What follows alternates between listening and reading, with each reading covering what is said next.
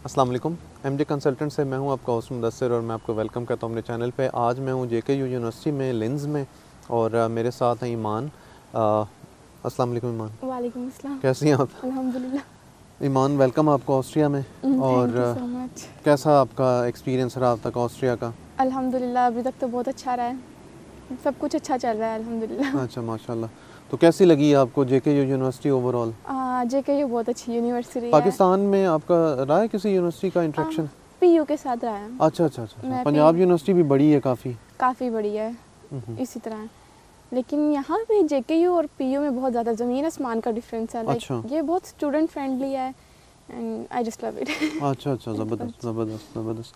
तो यहाँ का कैसा लगा आपको एजुकेशन सिस्टम और ओवरऑल अगर आप कोई कंपैरिजन करना चाहें पाकिस्तानी एजुकेशन सिस्टम के साथ इसका? बहुत अच्छा है। सबसे पहली बात तो यहाँ पे हर चीज़ को प्रैक्टिकली लेके चलते हैं। लाइक पाकिस्तान में आपको रट्टा सिस्टम आपको भी पता है, राइट। लेकिन यहाँ पे हर चीज़ आपको प्रैक्टिकली करनी पड़ती है।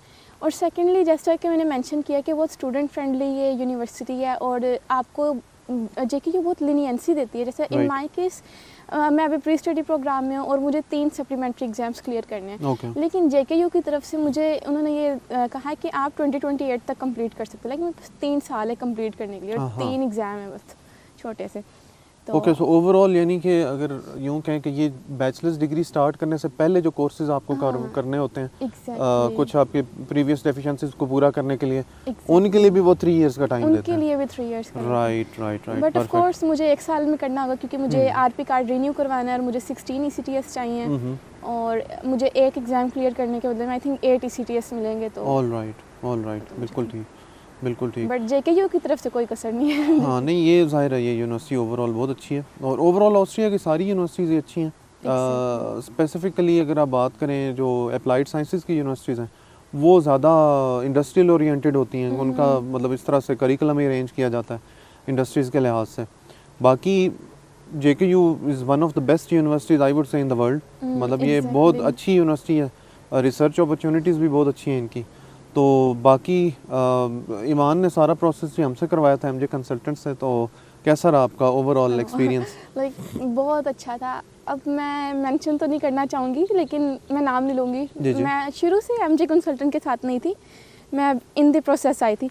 लेकिन वो जो पुराने वाले थे उन्होंने मुझे बहुत ज़्यादा डीमोटिवेट किया था। ऑब्वियसली 2 साल का प्रोसेस था, बहुत अप्स एंड डाउन्स आए थे और एक पॉइंट तो ऐसा आया था ना कि मैंने बिल्कुल हिम्मत हार दी थी और मैंने कहा अब नहीं होगा। और वो कंसल्टेंट वो जो मेरे प्रीवियस वाले थे उन्होंने कहा कि अब आपका हो ही नहीं सकता।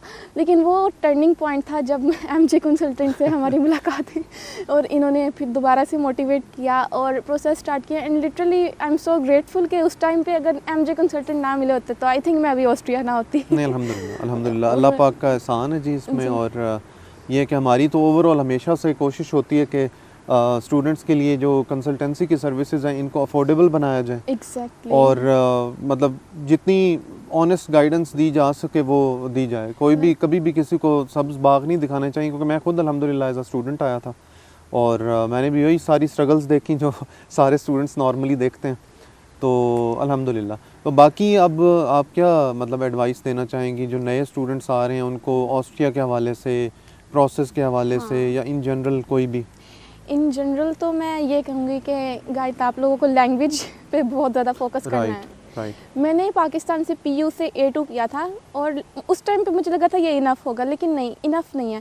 आपको और जॉब्स के लिए भी B1 या B2 यहाँ पे रिक्वायर कर रहे हैं। अगर आपके पास लैंग्वेज है ना तो आपको यहाँ पे कोई मसला नहीं होने वाला। आपको होम सिकनेस हो रही है, आप फ्रेंड बनाओ, अगर आपको लैंग्वेज आती है तो आप तभी बना पाएंगे ना।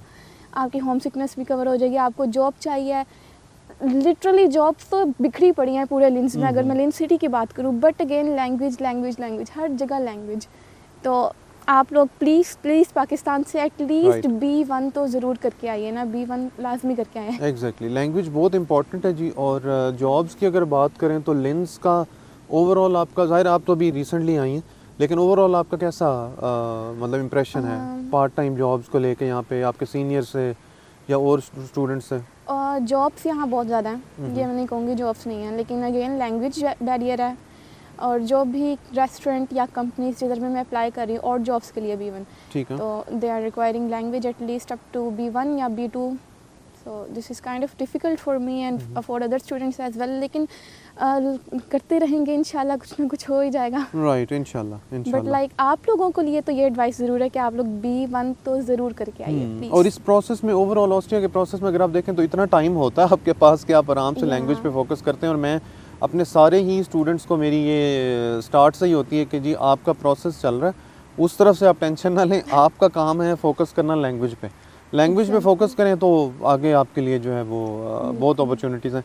तो ईमान, बहुत शुक्रिया आपका, ऑल द बेस्ट आपकी स्टडीज़ के लिए। Thank you so तो much. इंशाल्लाह जी आपसे मुलाकात होती है इसी तरह के एक और इंटरव्यू में। अल्लाह हाफ़िज़, अस्सलाम वालेकुम। अल्लाह हाफिज़।